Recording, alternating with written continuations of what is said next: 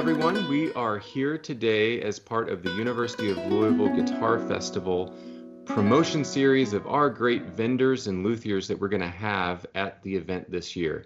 And I'm joined today with Paul and Took from Northwoods Luthiers. So we're talking a little bit about the guitars that you make, steel string and nylon string instruments. Paul and Took, you want to tell us a little bit about what you're doing there in the workshop up in the great North Woods of Idaho? Yeah. Well, it's a funny thing that, a classical guitar especially is very traditional. It's some sort of rosewood, Brazilian or Indian rosewood with a spruce top and a mahogany neck. That's a classical guitar. Well, I think early on, more than 40 years ago, I made a guitar with a cedar top with some walnut from down the street that a guy had cut, and a neck made of larch, some sort of tamarack wood. And the guitar was pretty good sounding. It was only my second instrument, but it sounded okay. My guitar teacher, played it. And of course, he was really good, so everything sounded good when he played it. But honestly, he said it was a pretty good instrument. And I started thinking to myself, do we have to have wood from halfway around the world to make an instrument? Now, as we've evolved, Took was studying guitar making in Malaysia when we were teaching there some years ago with Jeffrey Young, the famous guitar maker from there. And he would say to us all the time, why do you have to use wood from here? You've got wood in America. I use wood from here because I'm from here. Yes. That why it's a begin for us to think like, what type of wood that we like and what type of wood we can use. We can compare the sound, and then we can experiment with the different type of the wood to matching the back and side and the top, right? I believe like every wood had their own beauty and it's had their own sound. You just had to matching them, right? The way you make it, pressing them, and then bright out the sound that they can project as much as possible. To that point, it's really interesting. Last year, a little more than a year, almost 2 years ago, Took decided she wanted to make a guitar with white oak for the back and sides and a spruce top, but it's local, right? Sitka spruce, somewhat local. And I thought, well, that's a strange choice. But then I realized she's from Thailand, and there is an oak in Thailand, so this is an exotic wood to her. And, it's not the kitchen table for her like it is for us. And so she made this guitar, and she wanted to do it. I'm like, yeah, sure, let's try it.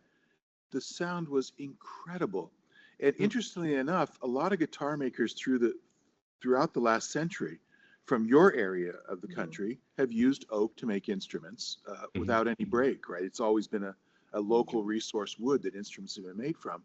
I didn't know this until recently, but that guitar she took to the Guild of American Luthiers last year, and Alex DeGrassi liked it so much he decided to play it in his concert. Wow! I can show it up to you. Would you Oh, like to great. see it? Oh, fantastic. Yeah, I'd love to hear that. That would be phenomenal. Yeah, go grab that guitar. Yeah, grab that guitar. Let's hear that. So you have this guitar that Alex DeGrassi played in his concert? Yeah, on the back in July a year ago. Yeah, back in July. Yeah.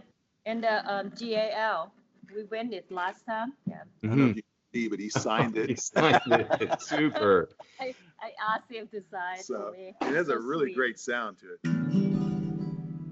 Haven't tuned yet. I can show it overall. Yeah. Okay, so it's the white oak back and sides. Back and side, and then with the front, I'm using the Sitka spruce. Sitka spruce, yeah. Yeah. And this is an instrument you're working on now? Yes, this is a left hand. Yeah. So we use back and side.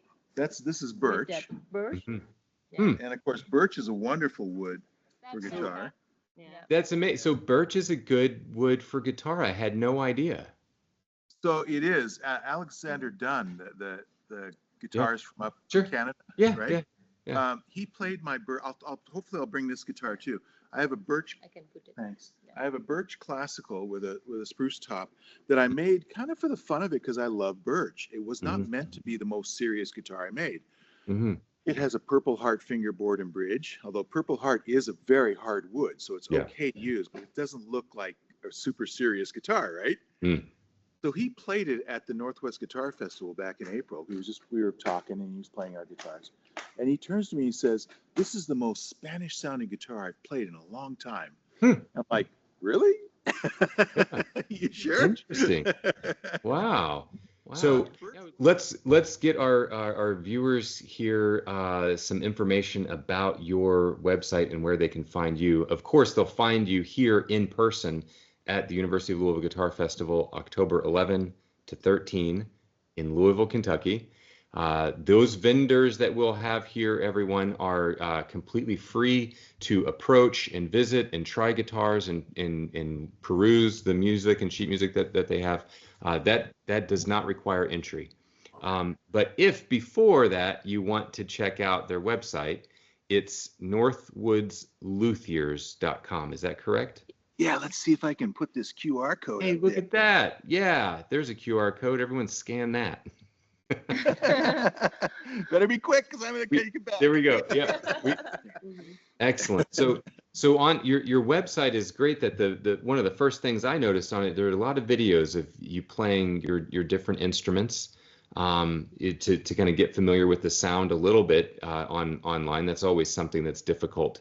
I think that just speaks volumes for what you're doing there with the site, giving us a chance to hear the guitar rather than writing paragraph after paragraph of what it sounds like. Yeah, that's true. Because, it might be accurate, but, everybody has their own ears, right? That's right. That's true. So you may